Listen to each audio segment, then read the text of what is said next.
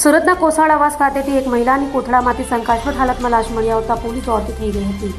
સુરતના અમરોલી કોસાડ વિસ્તારમાં કોથળામાં બંધ મહિલાની લાશ મળતા ચકચાર મચી ગઈ છે। કોસાડ આવાસમાં સુરત મહાનગરપાલિકાના કર્મચારીઓ દ્વારા નિયમિત સાફ સફાઈ દરમિયાન એક શંકાસ્પદ કોથળો જોવા મળ્યો હતો, જેને લઈ કોથળો ખોલતા અંદરથી આશરે 57 વર્ષની મહિલા હમીદા ખાતુનની લાશ મળી આવતા સમગ્ર વિસ્તારમાં હડકંપ મચી ગયો હતો, જેને લઈ આ ઘટનાની જાણ પોલીસ કંટ્રોલ રૂમને કરતા જ તાત્કાલિક અમરોલી પોલીસનો કાફલો તાત્કાલિક ઘટના સ્થળે પહોંચી ગયો હતો અને પોલીસે વિસ્તારને કોર્ડન કરી તપાસ શરૂ કરી છે અને હાલ ઉચ્ચ કક્ષાના અધિકારીઓ પણ ઘટના સ્થળે પહોંચી તપાસનો ધમધમાટ શરૂ કર્યો છે। અમરોલી પોલીસ સ્ટેશન વિસ્તારમાં આવેલ કોસાડ આવાસ ખાતે H2 થી કોથળામાં બાંધેલી હાલતમાં એક મહિલાની લાશ હોવાની હકીકત મ્યુનિસિપલ કોર્પોરેશનના કર્મચારીઓ દ્વારા પોલીસ સ્ટેશનને કરવામાં આવેલ।